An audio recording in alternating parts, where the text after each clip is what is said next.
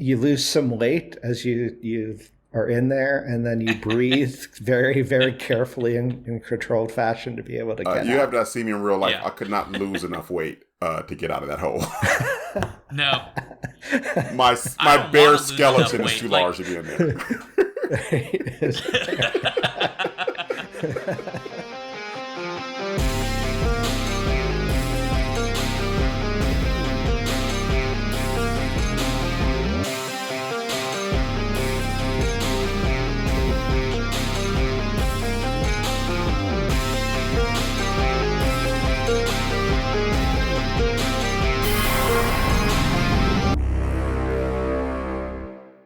Hello, and welcome to the Skippy and Fanny Show's Torture Cinema.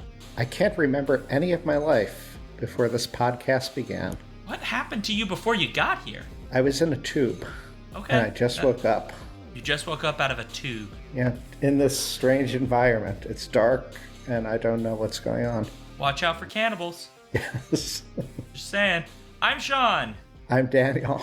I'm Aurelius. And today for Torture Cinema, we are discussing 2009's Pandorum, directed by Christian Alvart, from a screenplay by Travis Malloy and actually some other people involved in that, and cinematography by Wedigo von Schultzendorf. What a hell name. That's an amazing name. That's the greatest name ever. That's not a real name, I feel like. Anyway, moving on. I'll talk about anyway, there's a whole thing. Anyway, it stars Dennis Quaid, Ben Foster, Antje Trau, Cam Gigande, Kung Lei, and Eddie Roos. Pandorum has a respectable 6.7 out of 10. 6.7 out of 10 rating on IMDb and a solid 3 out of 5 on Letterboxd. I can grade 3 out of 5. That works for me. But only a 26% and a 49% on Rotten Tomatoes, the tomato meter, and the popcorn meter, respectively. This film was selected by our Patreon supporters based on our November poll of sci-fi colony ship / colonization adjacent movies. If you're not yet subscribed to our Patreon, please join and get a chance to suggest future torture for us, force it upon us by voting in upcoming polls, and even join us watching it live on Discord, all for as low as $1 a month. All right, well, with that in mind, before we get into the mess, we're going to get to what we're drinking. And as always, if you are imbibing of the alcohol or other legal substances that you are allowed to imbibe, depending on where you live, please do so responsibly. Under no circumstances should you get behind the wheel while intoxicated. You should sit your butt on your couch, have some Doritos, and enjoy some movies or something. But no doing stupid stuff. Period. End of discussion. And so with that in mind, Daniel, what are you drinking? I am keeping it simple tonight. I have Crown Royal Reserve. It's aged 12 years and made with, I think that it says on the bottle something like made with our fullest generosity. It's incredibly smooth. Take your word for it. And so what about you, Aurelius? What are you drinking? I am drinking a cinnamon pear green tea with honey because I am sober as a judge and always dry. I'm great at parties.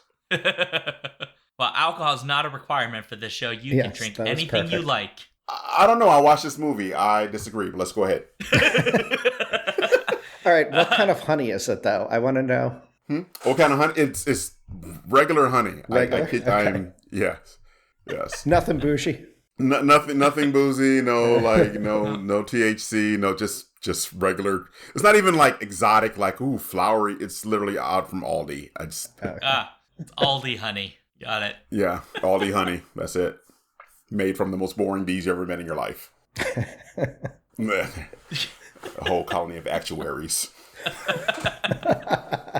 Well, for me, I just made a screwdriver with extra in it. I just put some triple sec, a little bit of bitters, and I actually put some apple cider, like non-alcoholic apple cider in it. So just for the season? Pretty simple. Yeah, kind of. And I didn't feel like making like a crazy drink. I just kind of wanted something just kind of chill. And so, vodka's in here in triple sec, so, you know. Yeah, but did this movie need a little extra? No, it's not. No, it's not even a lot of alcohol in there. It's mostly orange juice and apple cider, a little bit of alcohol. Like, I don't know. I just don't feel like drinking a lot tonight.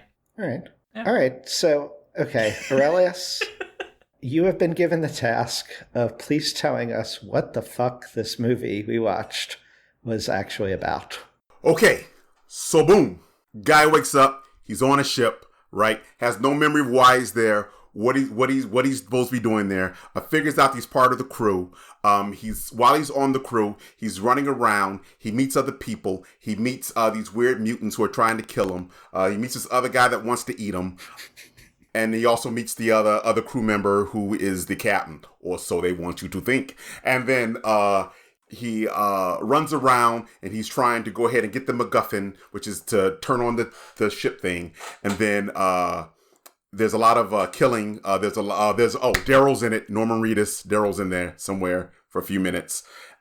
Then there's this huge plot twist at the end, which I don't know if you guys want to get into that right now. But I actually, this movie is like seriously one plot twist after another. There are like 8 plot twists in this movie. But it's really hard movie not to spoil, because like literally within the first like 5 or 10 minutes of the movie, plot twist. Like, yeah. But, yeah. So these are the last surviving members of the human race on this ship. Surprises abound. Accurate. Very accurate. Yeah.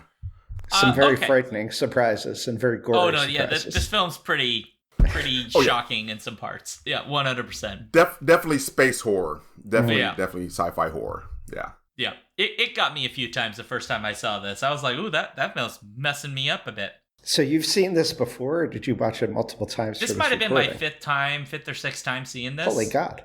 Okay. Yeah, but I was surprised people picked this on the poll, because to me, this is another film that me personally, I don't dislike. It's got issues, sure, but there's a lot about this film I really enjoy. And so, I was kind of happy. I was like, oh, great, I get to watch a movie that I know won't hurt me. Yeah. I think one of the things I found funny about this movie, and especially with the subject matter, is that it's a colonization movie, right? Space colonies, right? Yeah. But it's one of those space colony movies that really makes you ask the question, like, should we be taking this dysfunction to other planets? Yeah. Maybe we ought to stay where we are and figure our stuff out before we start going elsewhere. You're right, because like literally the reason they leave, we learn at the very beginning, and thank goodness it didn't read them to us, because I would have lost my mind, because I hate that. But like they put the text up of like what has happened to lead us to this moment, and basically Earth is like they're just destroying the planet. They're killing each other left and right, etc. So population they send the ship is out of control. Yeah, so they send the ship out, the Elysium, with the idea that they're gonna colonize this planet they found called Tanis, and everything's gonna go just fine. Except, of course, literally the first things we hear from Earth after the ship is gone is, "You're the last of us. Good luck." And they're like, "I'm sorry, what? Like, you mean there's no humans? Like, this is it? The ship that's everybody."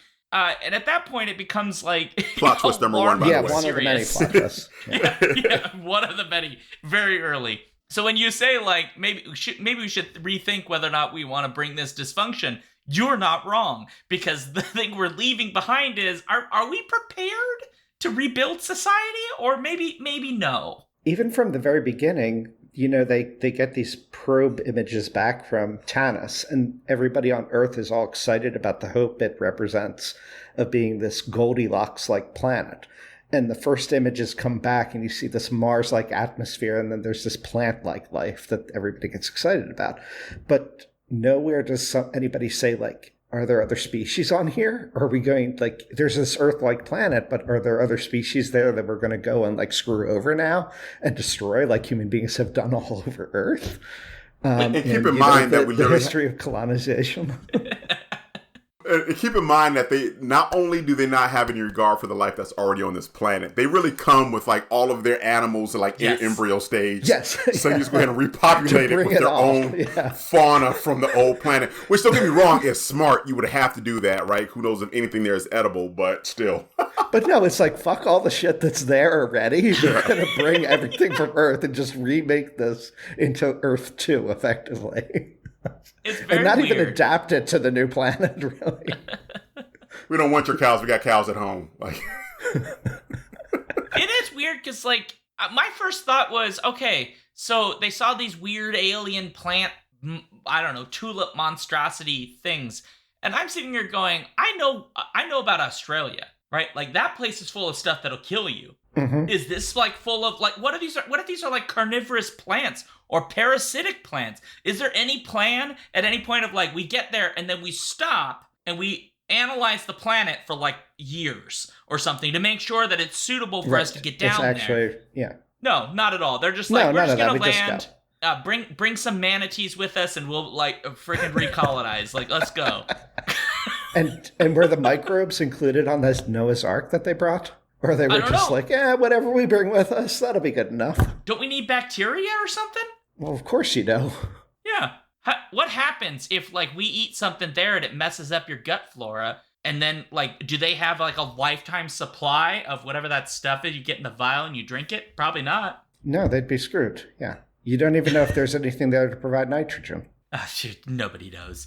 There's not a lot of plan because like the whole colonization plot, right, is like not really the main plot at all. It's just like the urtext around it, and then everything else is like the disaster that takes place in the middle. And it's like we don't need to think about the logic of how we got here. What is it about though? Is it space sickness? Yeah, Pandorum.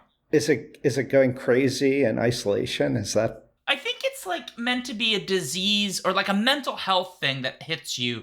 I found that really interesting. I gotta admit, I like the idea of, well, what happens to us if we really do leave behind the Earth and we go basically so far out that we cannot return, right? There is no return. That home is gone forever, right? You can never go back to it, but you know it's there always. What would that do to us psychologically? Is this a fishery or like? It's one of them. But that's I love it. Not it's real. Cool. Like the space sickness, this Pandorum issue that they have is independent, it seems, of them going out to this new world.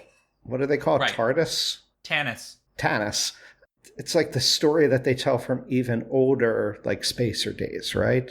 And that previously happened, right? So it's like even independent of that idea of leaving everything. But it's an interesting idea nonetheless of like what we've never gone to deep space. We don't actually know what that would do to us mentally. And so to posit that there may be the risk of mental deterioration by being exposed to deep space and, you know, restricted from access to familiarity, to gravity wells, to all that would mess your brain up. I think that's a cool idea. Hibernation. The hibernation would probably be a contributor to that. You know, weird time lag stuff. They probably don't The explore it memory to the degree that I think that they should, but it's still a fun idea. I'll take that as my like. Go on, Aurelius. What do you got? I was just saying, having said that, I think with all those questions, you probably would have put like a double key in there for ejecting all the pods on the ship at the same time. Like I kind of feel like there should have been like a backup system, like you know, you hit Windows, like, are you sure you want to do this? Yes. No, one push. Everybody's gone. Yeah, millions gone. Like, I just feel like that was a huge I feel like that's flaw. one of those things where you need like either two keys or like multiple password requirements and a lot of but are you sure? Are you sure? Are you sure about the are you sure? Like just multiple layers. Yeah. I mean, even in Spaceballs, they had the freaking countdown, right? Before Mega Maid, like, shot out all the escape pods and, like, Space Pod 1 or Spaceball 1 exploded, right? They had the countdown. She was like, are you sure?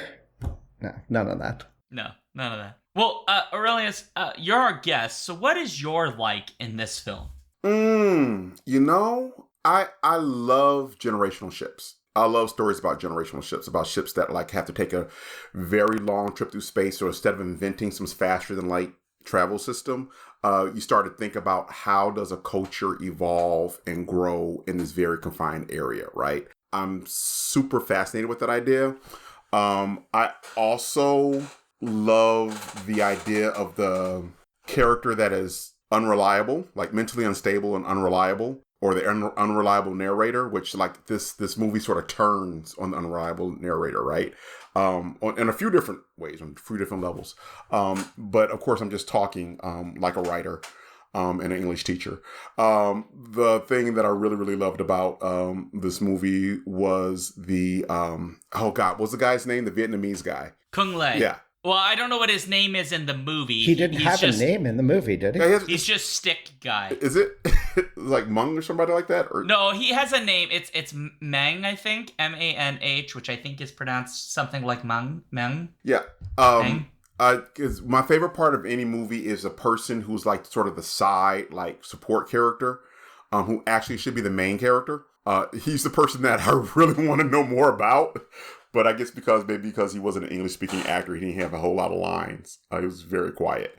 But actually, he was my favorite. No, he's American. He's American? He's American. I just assumed that like he wasn't like, remember like Jet Li's early movies where they'd give him like this many lines because he could barely speak English. So like they did. No, he's an American actor. Nope. Yeah. Well, he's originally from Vietnam, right? So he Vietnamese would be his first language. I don't know exactly when he came to the U.S., so it's very possible that this is early in his English learning, possibly. I'm not exactly sure when he came to the U.S. and became an American, but he is an American now. Get the heck out of here. Okay, then I have more questions. Yeah. I have other questions. Well, you're totally right. I mean, this needed to have been his movie. Yes. Like, you want to know who he is, where he came from. Yeah. Just more from him in general. Oh, he was an MMA fighter. Yes. Oh, yeah, definitely. I want to know more about his story. Like, what was he doing to survive on the ship, and how was he doing it? Yeah. Everybody else trying to figure out their name. This man had a whole spear with, like, a halberd that he made with serrated edges. He was working. Yeah. Yeah. So based on his bio, there's a note in here that said he went to wrestle for West Valley College in Saratoga, California when he was probably 18, or I assume somewhere in that territory, which would have put him in 1990. By the time this movie comes out, he's been in the United States enough. He definitely knows a lot of English. Okay, so Kung. That's a long time. That's his name, Kung. So okay. 19 years. Wow. Yeah, wow. Kung Le. Yeah, he got rocked. Kung Le, or Le Kung if it's in Vietnamese. But yeah, so he 100% knows. And so the question, I like the idea, right, of having, there's different language, culture, traditions on the ship. I think it's kind of insane to me that you send a generational ship, but you don't have a shared language of some kind so that everybody can talk to each other. Right. I think that's ridiculous. But it's cool to have a guy who's like, he speaks Vietnamese, and having to figure out how to talk to each other is an interesting idea. Well, Wow. I thought it was because of the memory loss. Yeah, but they still knew how to operate a ship. From the deep sleep, that maybe they spoke English, all of them at one point, but because of the memory loss, they had lost that ability. I mean, this happens to people with dementia, right? Like they go back to their native language. Okay, so maybe so, yeah. That's an interesting idea. I mean, that's how I'd interpret it, but the movie doesn't explain much, so... No, but also, and I don't think it had any fucking clue what it was doing in most of those cases, too. Well, it can't, right? It can't explain anything. Two of your main characters have severe memory loss, and two of the others, we learn, have been living in these conditions of the ship their entire lives. So, I mean, there's a lot that's just simply not known at all. Yeah.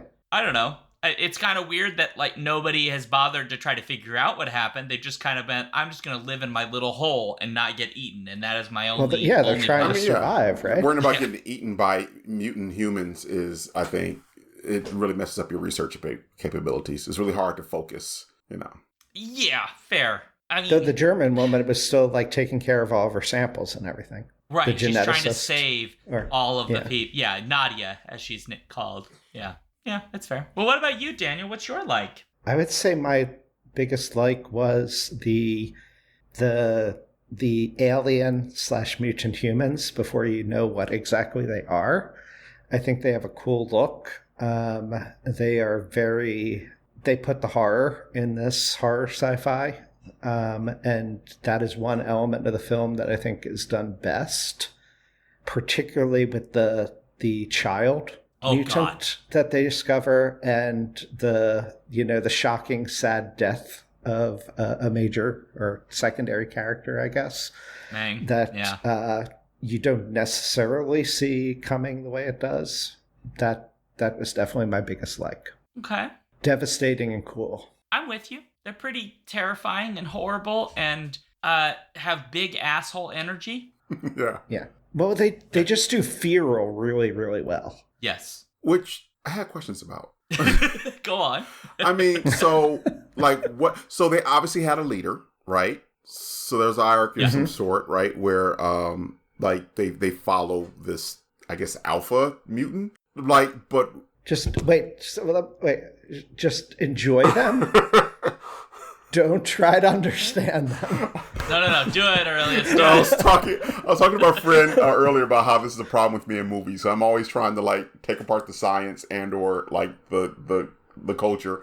And I was trying to figure out, okay, so they're on this ship, right? And they've been mutated to survive on the planet. That's how the mutations happen. Like while they're in their pods, they're being mutated. And it turns them into these other animals. And I was wondering, like, I wonder where they would have been had they been giving like another like 900 years, like another 1,000 years. Like what kind of people would they have become? Or were they just us, just at 100% id? It's like I Am Legend, right? Because the like Will Smith I Am Legend movie kind of has the same thing where we assume the whole film they're just evil. I Am Legend, I think, takes that detour to say, no. It turns out that there is a culture being developed among what they call the vampire, zombie, whatevers. We never get that in this because this film ends by, we're pretty sure, them all being wiped out and then only the unmutated humans surviving, which it was noted to me as genocide. In fairness, I don't think it's intentional genocide because I'm pretty sure that Ben Foster's Corporal Bauer doesn't realize he's killing them all because it's an accident that leads to the ship being flooded. But regardless, he's not even doing that intentionally. Yeah, although he does turn on the reactor, which does kill them, but it's not clear to me that he did that on purpose, knowing it would do that. Anyway, regardless, You know, right? if a chicken walks never get into to a see it. KFC with a bomb, can we really blame them? If the chicken deliberately walked in, I feel like we can. The chicken just goes in, Yeah. like goes into like Tyson chicken, and like destroys the place. Like, can we not call this guy a hero? I mean, Yeah. like who's writing the history here, right? It is an interesting question, right? Because in other films, right, we have that moment where we realize, oh, no, it's not as simple as these are bad, evil things, and our hero is just hero. Usually it's a little complicated. In this, like, other than we know they have children, the only thing we know about them is that they will eat you because you are tasty and you're good with ketchup. They will eat them. Right? And they'll eat They'll eat each themselves, other, right? yeah. If opportunity arises, they'll eat one of their own. So it's sort of a weird situation of like, well, I'm not saying we should kill them all, but also like, what else? We can't communicate with them. To be fair, they don't even bother to try. To be fair, they don't give them the opportunity to try. So I mean, I don't know what we do, but like, what do we do in that situation? Now, Well, wait a second. In their defense, they have not developed agriculture, and so that really True. Other beings are their only food source. Right, they're just raw predator. Yeah. Right, they're pure Yeah, predator. they don't have any other options but to eat their dead and each other and other animals that they see, i.e. humans. So, I mean, they're lions, right? We can't blame a lion for eating whatever it can get its paws on, right? We kind of have to say, well, that's just what lions do. Exactly. But we also kill lions when they do eat people, at least. When they If eat they one of threaten us, we us. kill I them. mean, Yeah. of course. I mean, it's the Right. principle. So there's two things here. One, the humans in this, the humans that are more recognizable to us as humans, are absolutely no different, right? They're attacking each other. They're trying to hurt each other. They're trying to kill each other at various points in time. We have a human that wants to eat other humans at one point, that wants to capture them and consume them because it has come to that. So really, Leland. Yeah.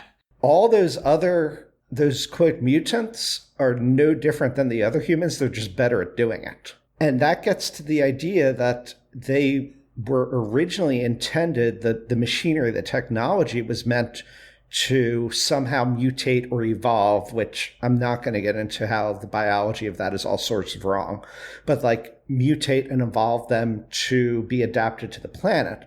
But the problem became, because of whatever happened aboard the ship, they were now being evolved and adapted to optimally surviving on the ship. So really, they are in the same boat as all the other humans. The other humans are trying to do exactly what they've already been adapted and optimized to do. They're just much better at doing it. Yeah. But the point of the end where the humans are getting off the ship, in a way, that's the end of their habitat. So it's probably better off that because they're not adapted to living off the ship. So maybe there's that little bit of the ship that's like above the ocean. Like theoretically, they could still live there, I guess. We don't know how big that area is or anything, but Yeah, I am curious about the scale of the entire I suppose ship. we don't know. I don't know. It's unclear. It's big. All we know is the ship's very big, and we know that and they were somehow primarily... they keep running into each other. Well, despite yes, how but big that's it because is. they have to go out to hunt, because they're basically like they're effectively hunter-gatherers, right? Except their only mode of consumption is meat, right? They don't eat anything, but there's nothing else for them to eat, presumably. So they only eat meat. So they're like all hunter-gatherer, right? It was a question I had when I was watching the scene where he's crawling through them, which is like really tense, right? Horrible scene. And I was like, are there any women ones, right? And if so, would we even be able to tell? There clearly are some sort of sex because they have babies, but again, doesn't mean they haven't evolved in some sort of weird way where they're all capable of reproducing with one another. I don't know. They could be weird seahorses, anything, right? But I kept looking, being like, are there definitively female ones? Because they're still technically human. They're just mutated humans. So maybe some of those same typical sex characteristics are present. But I couldn't tell because they're all bald. Such a they're all very kind of distorted head shapes, and their flesh is very distorted. They're lithe and skinny and pale. It was unclear. Yeah. There's not much sexual dimorphism that's obvious. I think not apparently. I think they're really supposed to be monsters, and so once you start thinking about monsters, gender falls away. They're monsters, but they're monsters with kids. So now they have empathy, which got somebody messed up. Yeah, but like which is even scarier to the creepy kids, right? Like Kung Lei is the only one who has the right of it at the first, right? He sees that creepy little baby one, and he wants to kill it right away. And I was like, oh, well, maybe we shouldn't. For a moment, I was like, maybe we shouldn't. It's just a little kid, right? Like, he doesn't know any better. But of course, what is his first instinct? It's like, call daddy or mommy. I don't know. Call parent, right? Call parent to come deal with this. And then it just gets horrifyingly bad from there. And then he hesitates before he gets his throat slit with the child, whose parent he just killed in, I will admit, a really awesome fight where he fights like daddy, mommy, leader, a mutant, and like has a really cool fight with it. I don't know. Like he's taken out by a kid. Yeah. Oftentimes whenever there is this, like people talk about like people who befriend wild animals, right? Like, grizzly bears, sharks or whatever. I don't know. There's always this thing like, they're animals and they have, feelings and emotions and things like that, which I believe in totally, like, respect life. On the other hand, I have been living with humans my entire life. And sometimes me and those humans have some very serious disagreements. And when we have serious disagreements, we actually use language to sort of like, try and figure the disagreement out, right?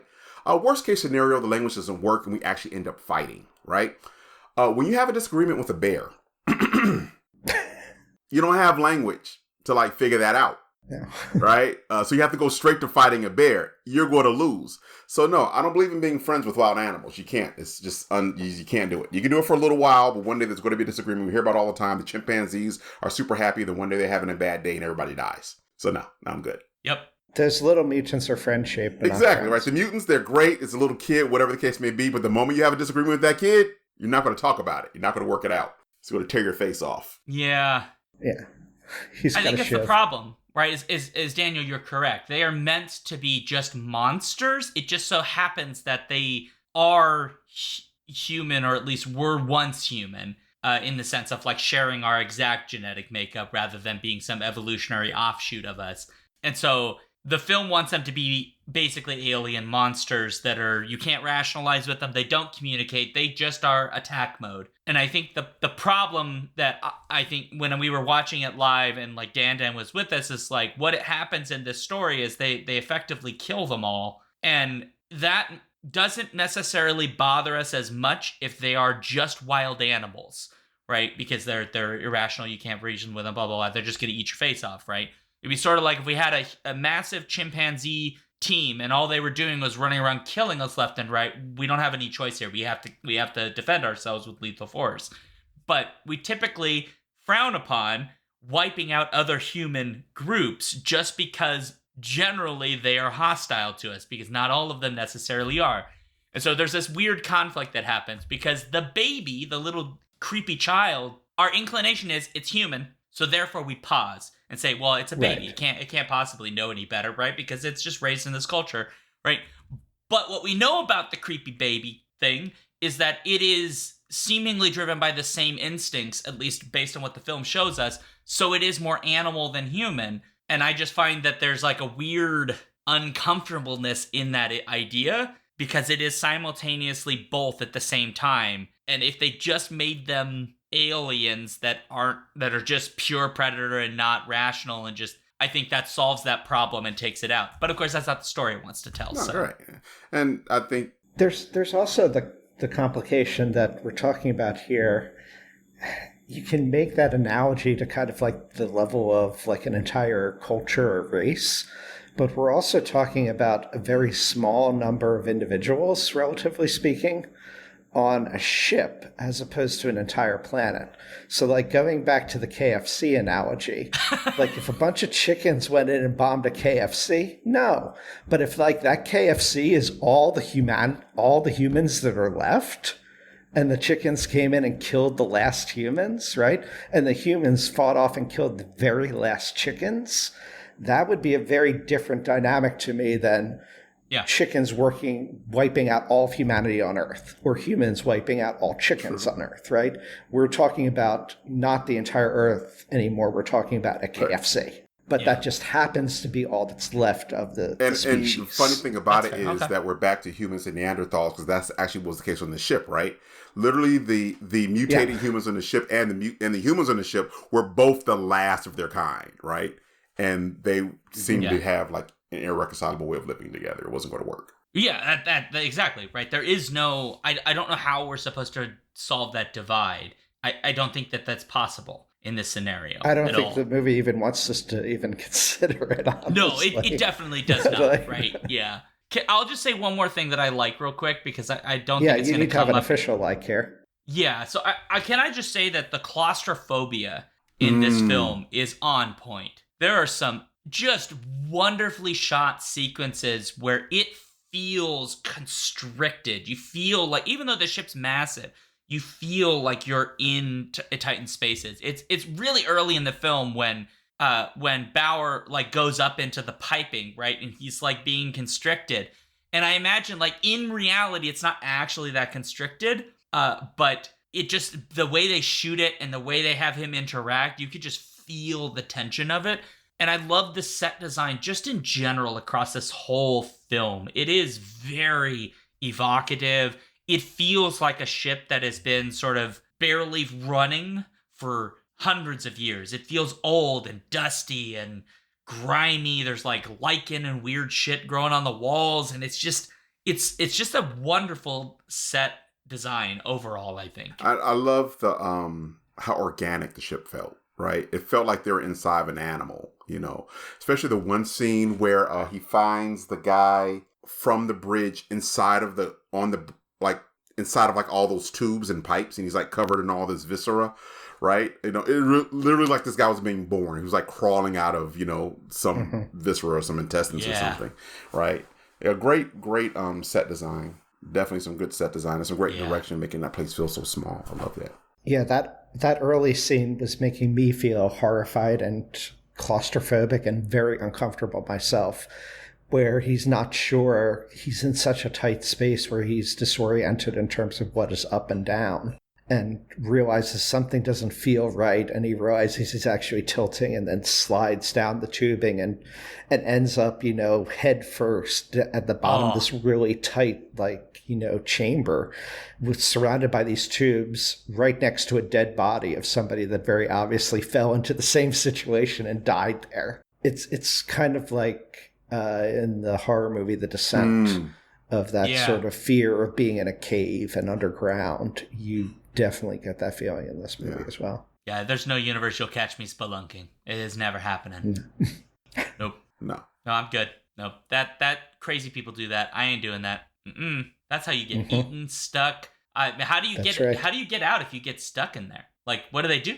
Oh, no, you don't. It is. They can't jaws of life you out. They just try and find you later and like try and figure out how did this guy get stuck here, 400 years ago. You lose some weight as you are in there, and then you breathe very, very carefully in controlled fashion to be able to get out. You have not seen me in real life. Yeah. I could not lose enough weight to get out of that hole. No. My bare skeleton is too large to be in there.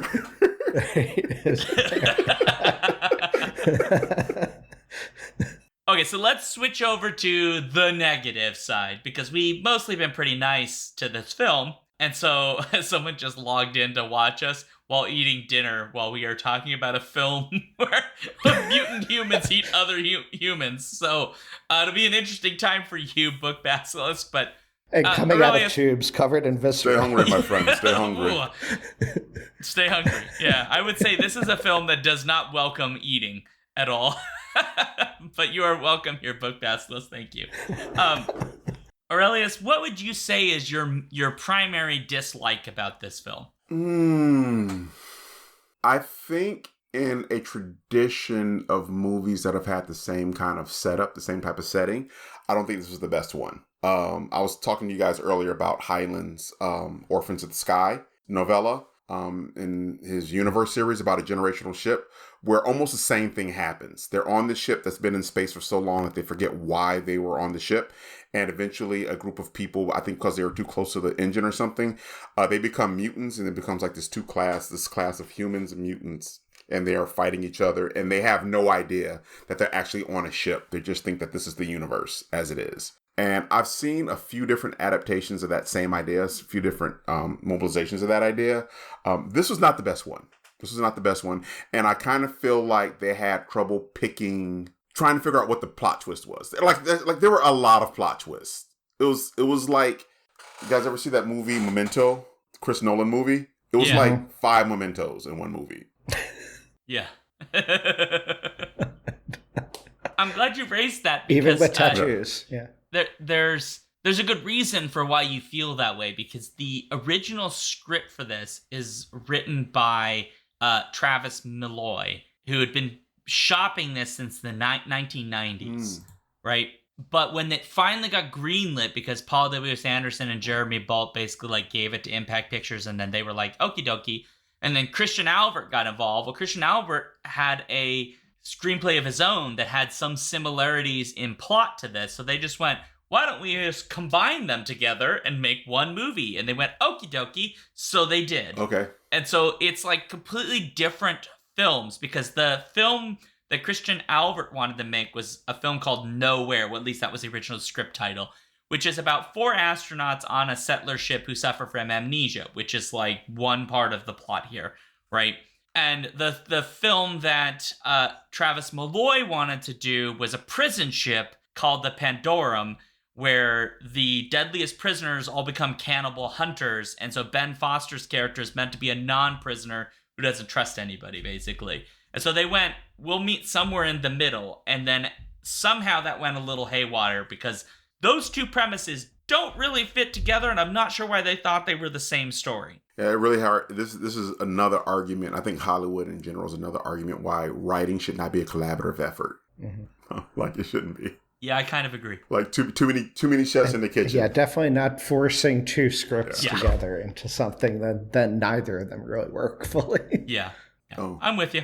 I agree. There's some problems with this, and I'll get to mine eventually. But Daniel, what about you? So mine is similar, somewhat overlapping, I guess. I kind of have a holistic dislike view of this film. Overall, I really didn't like it at all. I mean, what you said in terms of likes, I agree with, but in terms of overall viewing, like, I never want to watch this again. I don't think it was that fun to watch through even one time. It wasn't like a normal torture, like it's not terrible, but it encapsulates or is quintessentially a 2000s era movie to me, in that it's exceptionally derivative and bland. It's kind of remaking things that were done in earlier eras with effects of the age and trying to rely on now like a little more advances in terms of special effects technology. And setting atmospheric moods. They got the claustrophobia right, but so much of the action is shot in such quick cuts and darkness that even watching it on a large screen, I had no freaking clue what was happening to characters. There were many times where I thought, oh, that main character just died. It was like, oh, wait, that wasn't him. Or, no, he didn't actually just fall to his death. Something else happened to him. Like, I couldn't tell what was happening. And so I have this issue with movies of this era often. And I guess it's why I'm not, even like the horror remakes of the 2000s, I've never really liked them. I don't find them to be original. They just are retreading things in a less effective way. And that's kind of how I felt, kind of going with what Aurelius said. This is like a tried and true kind of like story in sci-fi/sci-fi horror that they're just redoing here, just not as well. I hate everything you just said. You're wrong. You're wrong on so many levels. You're attacking this film for basically its cinematography. I disagree. I think the cinematography is exceptional for the budget and the type of film that this is. And so I completely disagree. I think we are meant to be disoriented frequently throughout this film because so much of what's being revealed to us is happening in small little blips and pieces. And our main character is quite literally a person suffering from a mental illness and amnesia at the same time. And so he is our frame character. He's the person whose eyes we're essentially seeing this from. And so I think it actually really effectively captures the disorientation of waking up in a ship, not knowing how you're even here, and then like 5 seconds later, you're being hunted by weird alien cannibal monsters. To me, that captures that really effectively. Sean, but I think you're just too much of a fanboy of von Schultzendorf. Von Schultzendorf? No, yes. No, I don't even know his other. What other films has he done? Von Schultz. He doesn't even have his own wiki page. Okay, so I don't even know who he is. I get what you're saying. I think for me, the way the 2000s era did that kind of cinematography, I find impenetrable. I like how other eras dealt with those, conveying that same feeling of disorientation. Like, give me sort of like the psychedelic weirdness of like a 60s movie or a 50s horror movie. Even the 70s disorientation. Like the 2000s era, it was loud, fast, and such rapid cuts that's not disorienting as much as annoying and angering to me to watch. We're not friends anymore. I don't know. I think I came along at a certain time also kind of ready for a lot more grimdark. I felt like the 90s were way too day glow and happy. Like all the superhero movies were really like, even like Burton's Batman was way too happy for me. It was way too bright. Like I was good for a good decade or two of like grimdark. Like, yeah, black. Yeah, everybody's wearing black. Everything's dark, poorly lit. I liked it. I don't know. I like that part. Especially for a horror film, right? You know, you gotta ratchet up the tension. So yeah, I'm here for it. Yeah, I liked it. I think my problem with the movie was that it was. I also. I was just saying it was sitting on my to-be watch list for way too long. I've been looking forward to seeing this movie. It came out in 2009. I don't think I watched it until like 2013, 2015. I finally sat down and watched it, and so I was disappointed, but I think that was a big part of it. Just, I thought this movie would be better. Fair. I really thought it would be better. Fair enough. We can still be friends. All right, what do you like? What do you dislike, Sean? So my main dislike about this is actually the ending itself. Before the whole shooting them off into, they find out they're really on the planet, and you know that they like get shot out in their little pods or whatever. It's the final confrontation scene with Dennis Quaid's character, right? Lieutenant Peyton, aka older Corporal Gallo, because he's originally Gallo, and it's the fact that there's like so many different parts of the story that are trying to happen in this moment.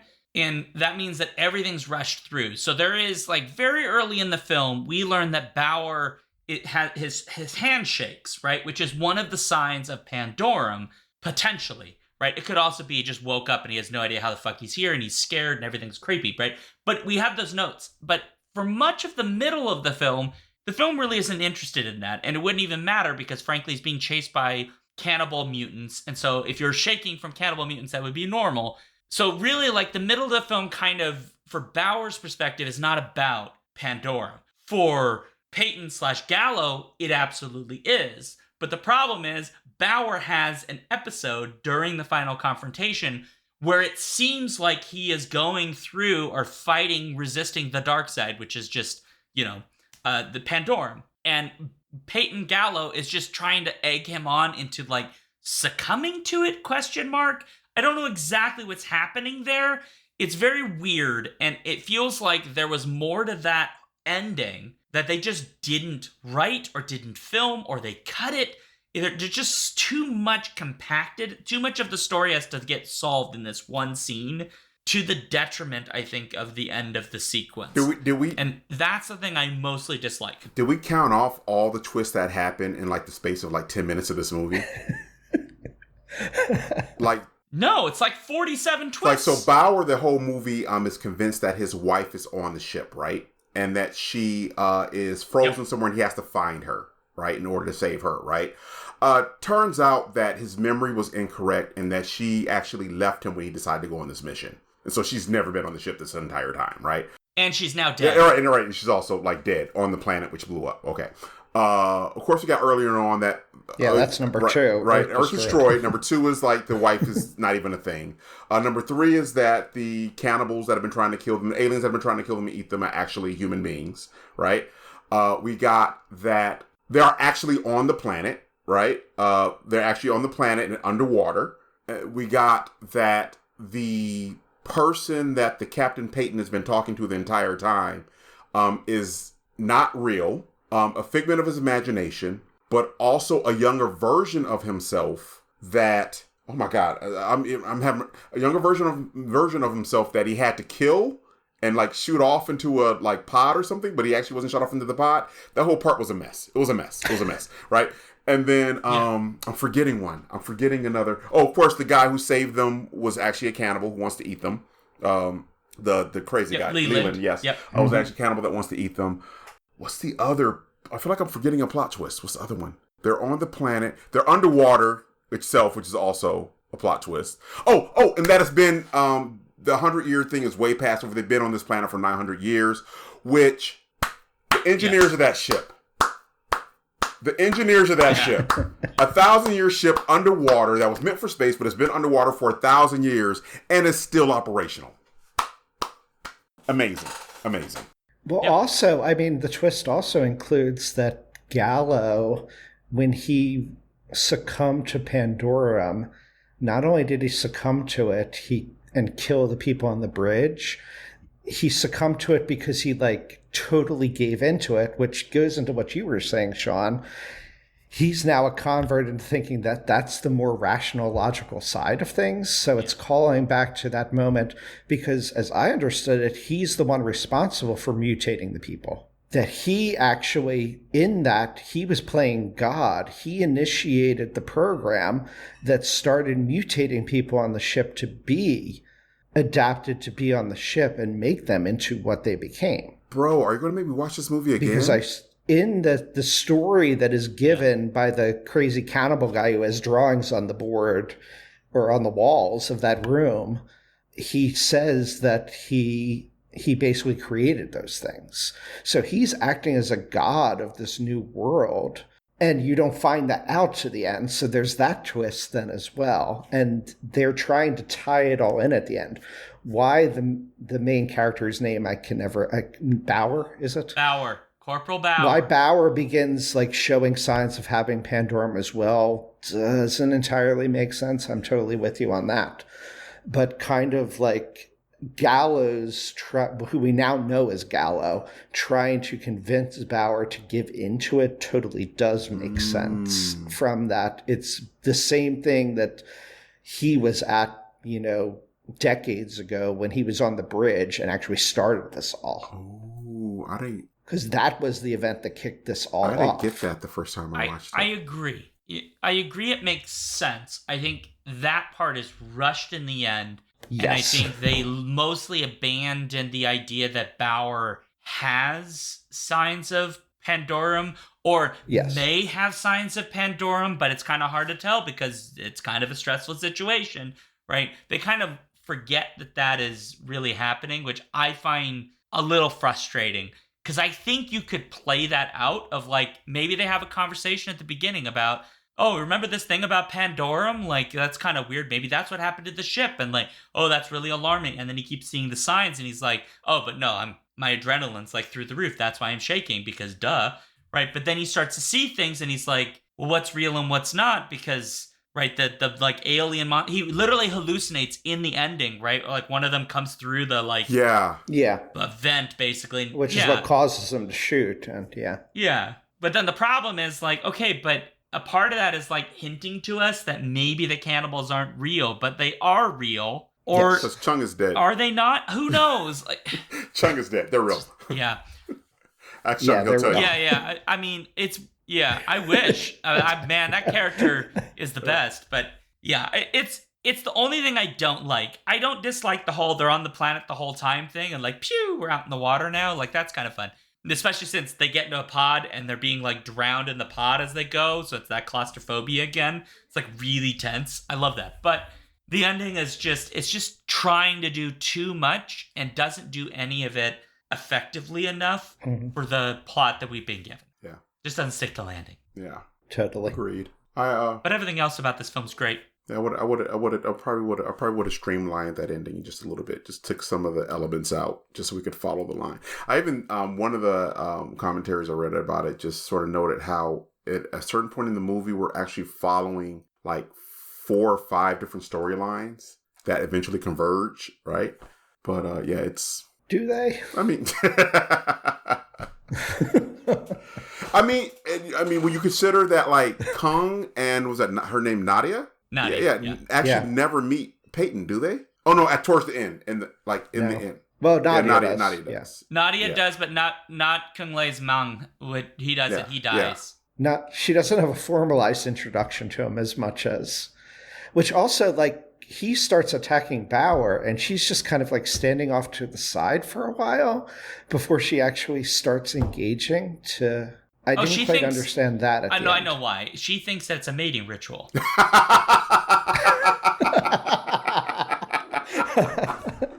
She didn't want to interfere because, you know what? Let the boys do their thing. Hey. We listen, we don't judge. Yes. Exactly. Yeah. That's crazy, man. That's crazy, Mike. In an alternate ending, Bauer and Peyton get together and hold each other lovingly in some motor oil. And restart the human population together. Writhing in some tubes. Yeah. Oh, okay. Now it got weird. Okay. All right. Final thoughts. All right, Aurelius. Final thought and grade about this film. Oh my gosh. What's our scale again? It's F- is the lowest. A+ is the best. Okay. We're going with the 50s grades. Okay, gotcha. I would give this movie a C. I'm giving it a C for could have done it. It almost had it. Yeah, definitely a C. Great visuals. I think that's fair. Great sense of fear and tension. Just a messy storyline, though. Yeah, I'm with you. Daniel, what about you? The script was an absolute mess. I'm going to give it a D+. Oh, boy, we're definitely revisiting our friendship. I was going to go C-, but then, just for Shaun. I would like you more. Jesus. For me, look, I really enjoy this film. I like it. There's issues, but is it a great film? No, I wouldn't put it in like an A area territory. I don't think it belongs there. But is it a film that I want to revisit because I find it visually very interesting? Absolutely. I find a lot about this film super interesting. So for me, it's a B. I would give this a B. I enjoy the crap out of this movie. I've seen it like 5 times. The first time I saw it, it like messed me up a bit. So was it on HBO or something? Oh no, it was on my grandmother used to have satellite and she had like the Stars package or whatever. So stuff would just circulate on there for months where there would always be one of the Stars channels playing something.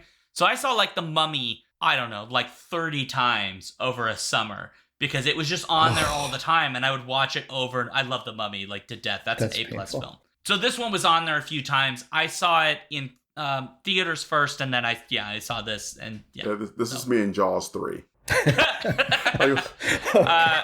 This is better than Jaws 3.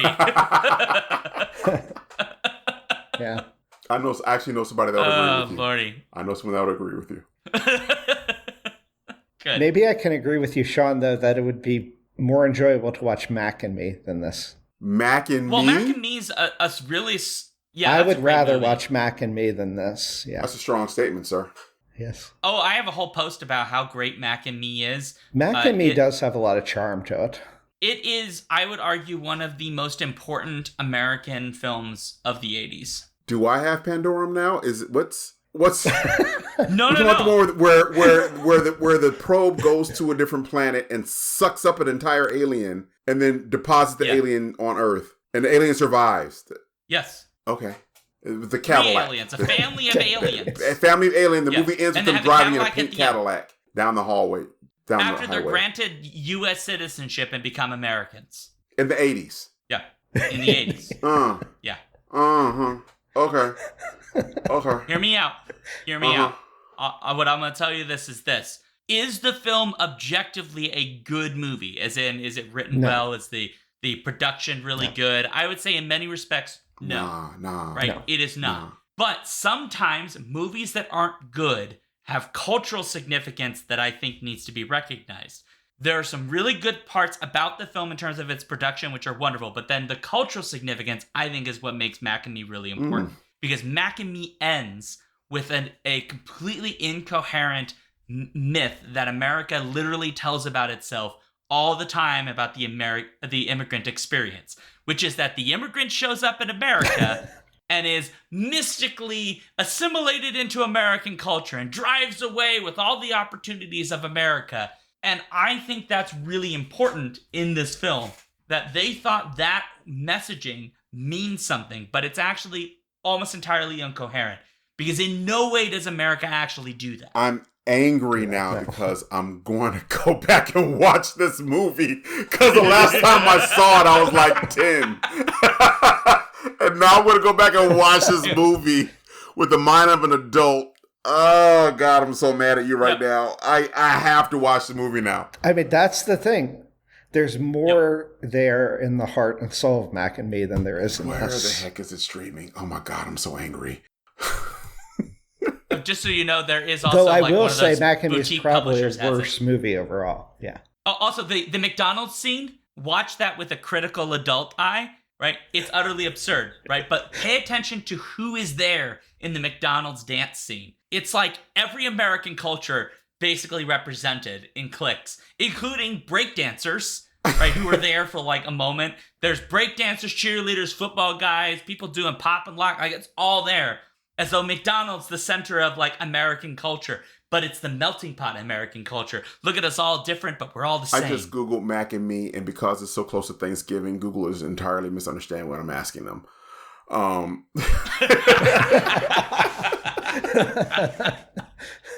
getting so many recipes right now. Okay, well, we got to close this show out. All right. All right, folks. If you'd like to let us know what you thought about this episode, send an email to skiffyandfanty@gmail.com or join our Discord via the Patreon page, or if you're already there, there's a show discussion page. You can talk about it. We are on Blue Sky, Threads, Mastodon, YouTube, whole bunch of other places. You can go to skiffyandfanty.com/skiffythings, and it'll take you to links to all of those various things. If you're not here presently, it means that you didn't come to our live show. But we are live every Friday at 7 p.m. Central at twitch.tv/alphabetstreams. Every single show that we do, or at least most of them. And so, join us. And then last, if you like the show, tell people about us, share our stuff on the socials, leave reviews on your favorite apps, and then please, if you've got like $1 or something that you do not need, go to patreon.com/skiffyandfanty. Emphasis on you do not need. Don't give us money you need. Food first. Us, like, we're like 18 down the line, and then you can give us $1. We'd like the $1, but don't give it to us if it's going to be like us or you eating or medication or any of that. Oh, you're doing better than some preachers, man. Go ahead.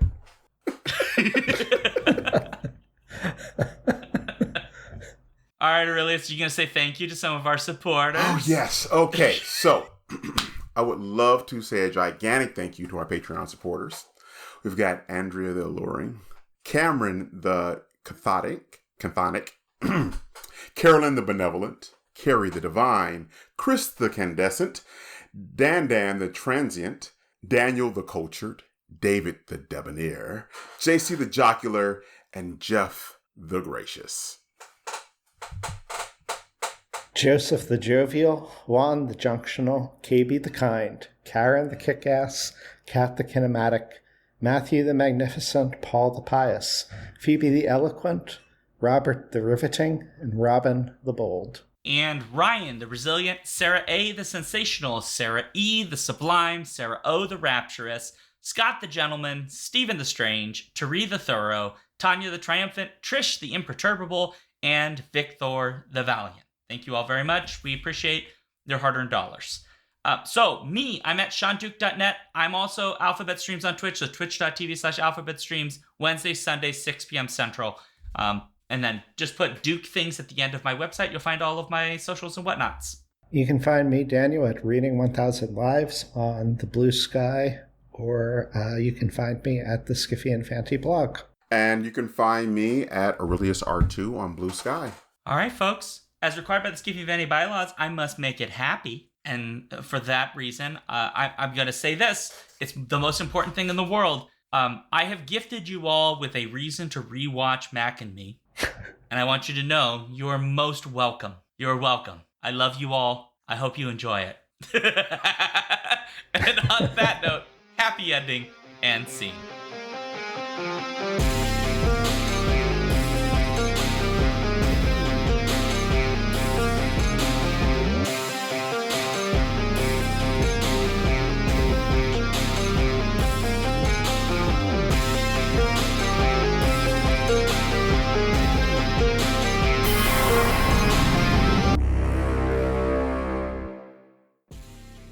If you want to support this show, you can go to patreon.com/skiffyandfanty or skiffyandfanty.com, our website, where you can get access to all of our fancy things.